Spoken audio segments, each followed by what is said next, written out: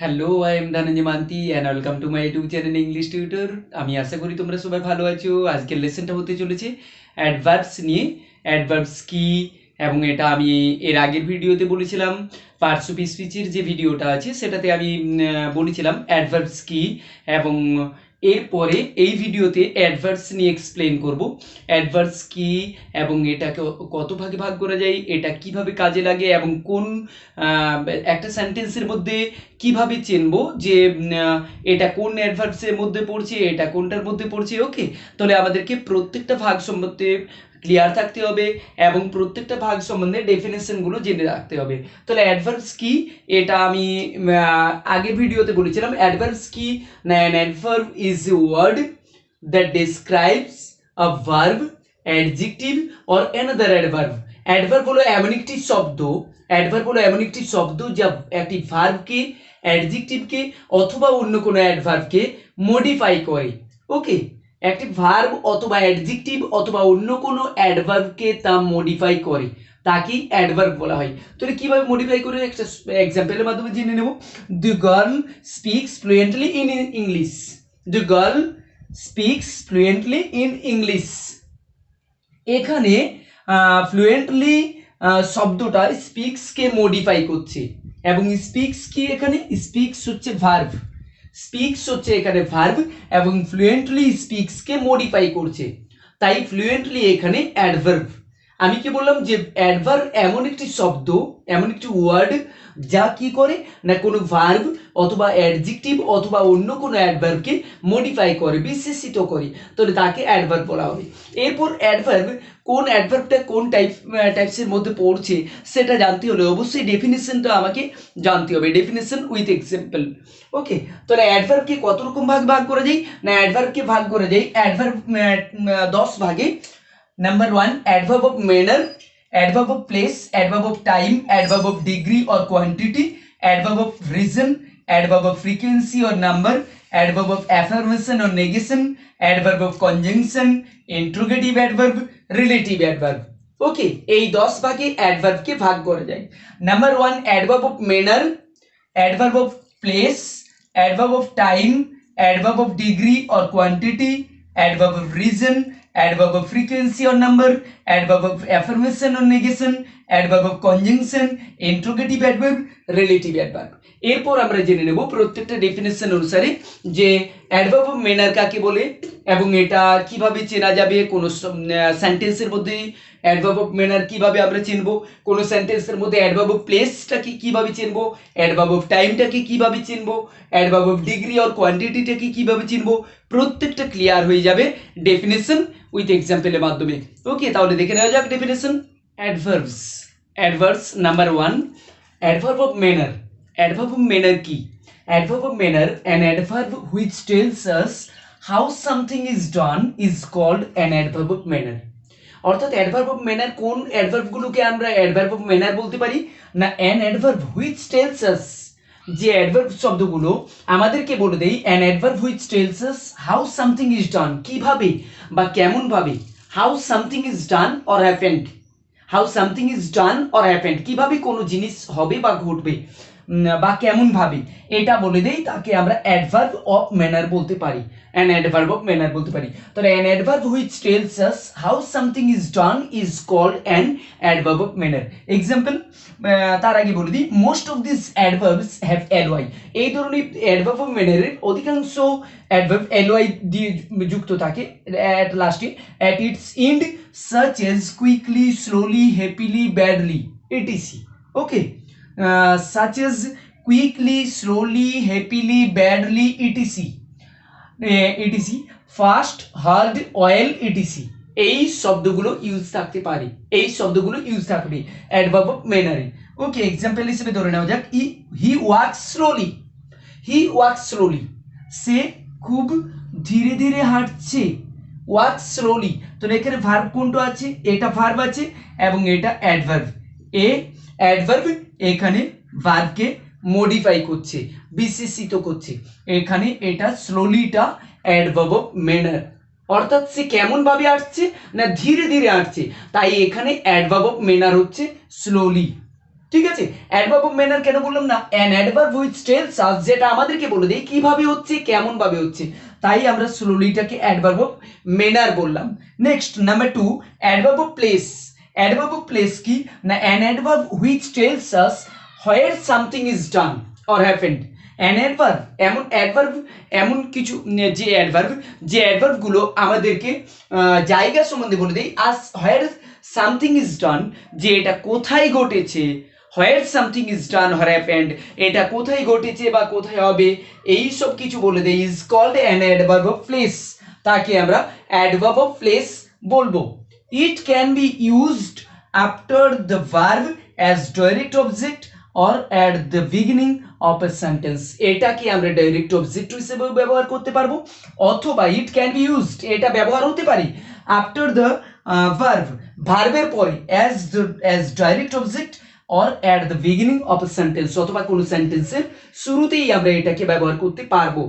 ওকে, example হিসেবে they are sitting under the tree, যেহেতু adverb of place কি বলা হয়েছে না, অ্যাডভার্ব অফ প্লেস বলতে কোথায় হচ্ছে, কোথায় হবে এটা বোঝাচ্ছে, কোনো জায়গা বোঝাচ্ছে, তাহলেই তাকে অ্যাডভার্ব অফ প্লেস বলা হচ্ছে।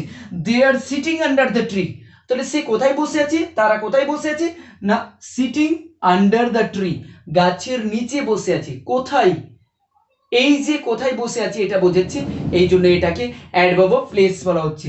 ঠিক আছে, they are sitting under the tree, তাহলে এখানে আন্ডার হচ্ছে adverb of place. Number 3, adverb of time. Okay, number 3, adverb of time. Adverb of time, আমরা অ্যাডভার্ব অফ টাইম কোন অ্যাডভার্ব গুলোকে বলতে পারি, an adverb which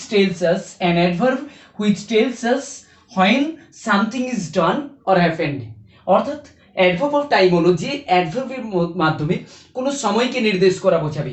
an adverb which tells us, এমন adverb, এমন শব্দ, এমন কিছু অ্যাডভার্ব আছে যেগুলো আমাদেরকে বলে দেয় হোয়েন সামথিং ইজ ডান, কখন সেগুলো হয়েছে, when something is done is called an adverb of time, এবং সেইগুলোকে আমরা অ্যাডভার্ব অফ টাইম বলবো।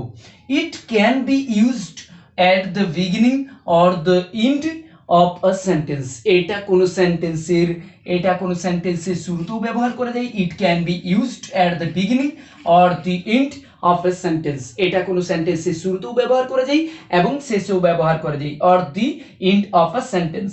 এটাতে কোন কোন শব্দগুলো ইউজ হতে পারে, yesterday, today, always, immediately, last month, now, etc, এই শব্দগুলো ইউজ হতে পারে। অ্যাডভার্ব অফ টাইম, যেটা সময়কে নির্দেশ করে, সময়কে বোঝায়, সময়কে নিয়ে কথা বলে, তাকে আমরা অ্যাডভার্ব অফ টাইম বলবো। এক্সাম্পল হিসেবে অলওয়েজ স্পিক দ্য ট্রুথ, সর্বদাই সত্য কথা বলা, অলওয়েজ স্পিক দ্য ট্রুথ, তাহলে এখানে অলওয়েজ কথাটা অ্যাডভার্ব অফ টাইমকে নির্দেশ করছে। অ্যাডভার্ব অফ টাইম, এখানে অলওয়েজ অ্যাডভার্বটা হচ্ছে অ্যাডভার্ব অফ টাইমের মধ্যে পড়ছে, যেহেতু এটা সময়কে নির্দেশ করছে। সর্বদাই, সব সময়, অলওয়েজ স্পিক দ্য ট্রুথ, সব সময় সত্য কথা বলো। Next number 4, adverb of degree. Adverb of degree কি না, an adverb which tells us the level of the extent that something is done is called adverb of degree, অর্থাৎ adverb of degree আমরা কোন শব্দগুলোকে বলতে পারি, কোন অ্যাডভার্বগুলোকে বলতে পারি না, যেগুলো কতটা পরিমাণ বোঝাবে, সংখ্যা পরিমাণ বোঝাতে পারে, সেইগুলোকে আমরা adverb of degree বলবো। adverb of degree, an adverb which tells us the level or the extent that something is done is called an adverb of degree. adverb of degree মধ্যে কি কি পড়ছে, so, very, quite, really, true, almost, much, etc, এগুলোকে, যেগুলো level বোঝাবে, যেগুলো অনেকটা পরিমাণ বোঝাবে, সংখ্যা বোঝাবে, সেইগুলোকে অ্যাডভার্ব অফ ডিগ্রি বলা হবে। an adverb which tells us the level of the extent that something is done is called adverb of degree. Example, the work is almost done, the work is almost done, এখানে almost হচ্ছে adverb of degree, যেহেতু প্রায়, the work is almost done, কাজটা প্রায় শেষ হয়েছে, প্রায় সবটাই অলমোস্ট ডান। ওকে, তাই এটা অলমোস্ট কথাটা এখানে অ্যাডভার্ব অফ ডিগ্রির মধ্যে। Next number 5, adverb of reason. Number 5, adverb of reason. adverb of reason কি না, an adverb of reason used to express the reason or purpose of the action and answers the questions why, এখানে adverb of reason হলো যে কারণ, reason অর্থাৎ কারণ, যেটা কারণটা জিজ্ঞাসা করে অথবা বলে, এটাই অ্যাডভার্ব অফ রিজন। অর্থাৎ যে সকল শব্দগুলো যে ওয়ার্ডসগুলো আমাদেরকে কারণ সম্বন্ধে কিছু কারণ বলবে অথবা কারণ নিয়ে জিজ্ঞাসা করবে, সেটা ওয়াই দিয়ে জিজ্ঞেস হবে অথবা রিজনটা আমাদেরকে বলবে, সেটা হচ্ছে সেই ওয়ার্ডটা হচ্ছে অ্যাডভার্ব অফ রিজন। ওকে, তাই adverb of reason use to express the reason or purpose of the action and answers the questions why। এখানে অ্যাডভার্ব অফ রিজনের ক্ষেত্রে যে শব্দগুলো ইউজ হয়ে থাকে, therefore, hence, etc, সেই জন্যই, therefore সেই জন্যই, hence etc। এক্সাম্পলটা দেখে নেব, he therefore left the school, he therefore left the school, সে সেই জন্যই স্কুল ত্যাগ করেছে বা স্কুল ছুটি করেছে, স্কুল ছেড়ে দিয়েছে, হি দেয়ারফোর লেফট দ্য স্কুল। তাহলে এই দেয়ারফোরটা এখানে কারণ, রিজন, কেন সে স্কুল ছুটি করেছে বা ছেড়ে দিয়েছে, এটা এখানে রিজন, দেয়ারফোরটা। তাই এই দেয়ারফোর ওয়ার্ডটা হলো অ্যাডভার্ব অফ রিজনের মধ্যে পড়ছে, তাই এই দেয়ারফোর ওয়ার্ডটা পড়ছে অ্যাডভার্ব অফ রিজনের মধ্যে। Next number 6, adverb of frequency or number. Adverb of frequency or number, adverb of frequency কোন অ্যাডভার্বগুলোকে বলবো বা অ্যাডভার্ব অফ নাম্বার কোন অ্যাডভার্বগুলোকে বলবো না, adverb which tells us how often something is done is called an adverb of frequency। অর্থাৎ যে সকল অ্যাডভার্বগুলো, an adverb which tells us, যে সকল অ্যাডভার্বগুলো আমাদেরকে বলে দেয় how often something is done, কেমন ভাবে প্রায়শই এটা ঘটে চলেছে বা ঘটে যাবে, how often বা কত রকম ভাবে বা সংখ্যার দিক থেকে, পরিমাণের দিক থেকে, তাহলে সেটা হবে অ্যাডভার্ব অফ ফ্রিকোয়েন্সি বা নাম্বার। অর্থাৎ কেমন ভাবে, হাউ অফেন কেমন ভাবে, ঠিক আছে, কেমন ভাবে বা সংখ্যার দিক থেকে। তাহলে আই এক্সাম্পল হিসেবে বা এটার সব ওয়ার্ড গুলো দেখে নিলে, weekly, sometimes, never, always, generally, usually, nearly, again, ever, hardly, etc, এগুলো ইউজ হতে পারে, এগুলো ইউজ থাকবে। তাহলে এগুলোই হচ্ছে অ্যাডভার্ব অফ ফ্রিকোয়েন্সি বা নাম্বারের মধ্যে পড়ছে, অর্থাৎ সংখ্যা বোঝাবে, তাকে অ্যাডভার্ব অফ ফ্রিকোয়েন্সি বা নাম্বার বলবো। I read this book twice, আমি বইটি দুবার পড়েছি, I read this book twice. বা I have told you once, আমি তোমাকে একবার বলেছি, I have told you once, আমি তোমাকে একবার বলেছি। তাহলে এগুলো অ্যাডভার্ব অফ ফ্রিকোয়েন্সি বা অ্যাডভার্ব অফ ম্যানারের মধ্যে পড়ে। Number 7, adverb of affirmation or negation.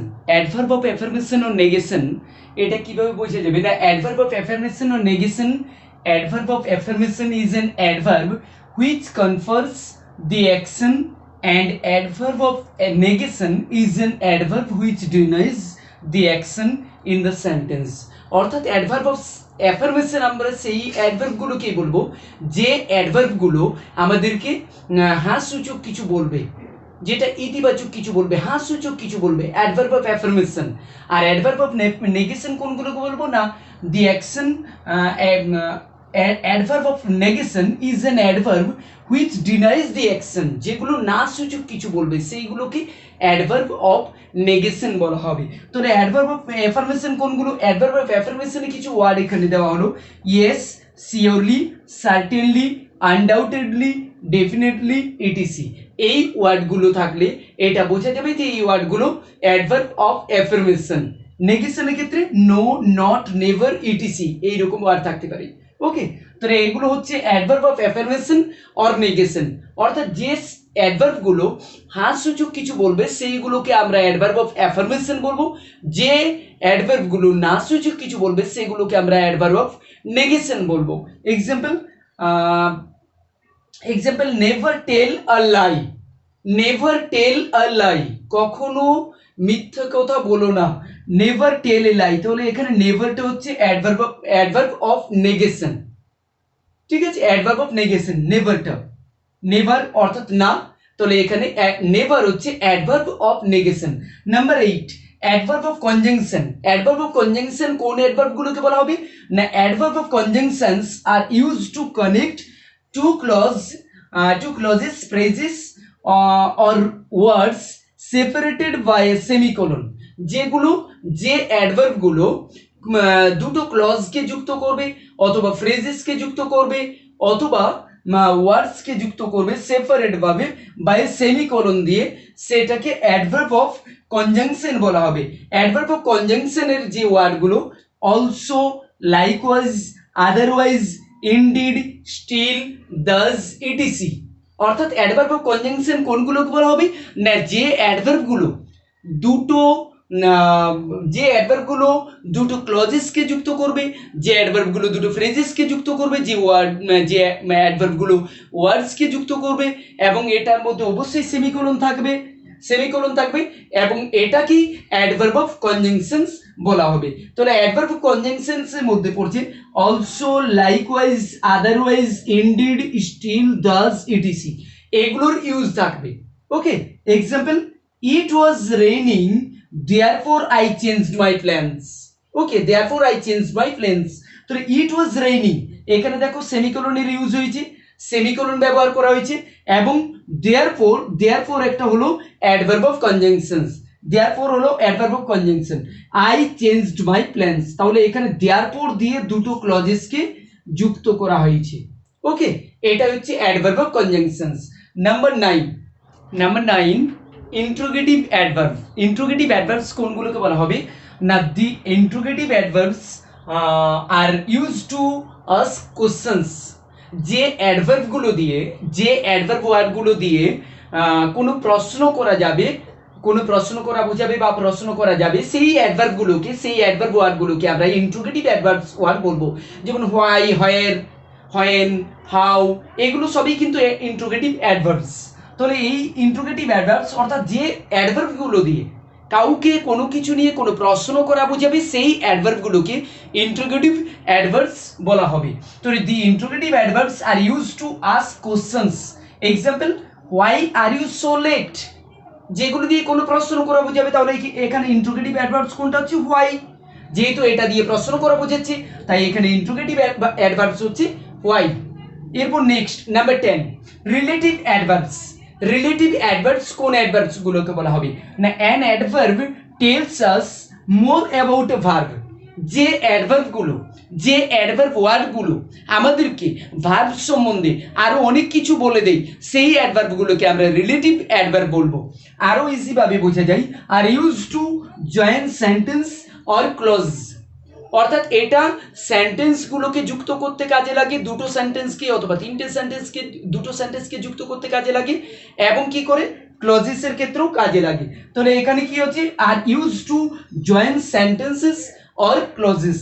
যেমন এক্সাম্পল হিসেবে ধরে নেওয়া যাক, I know the time when will you come, আমি জানি সময়টা, আই নো দ্য টাইম, তাহলে এখানে একটা সেন্টেন্স হলো আই নো দ্য টাইম, এখানে হোয়েন যুক্ত করেছে, এবং উইল ইউ কাম, কখন তুমি আসবে, will you come, when will you come.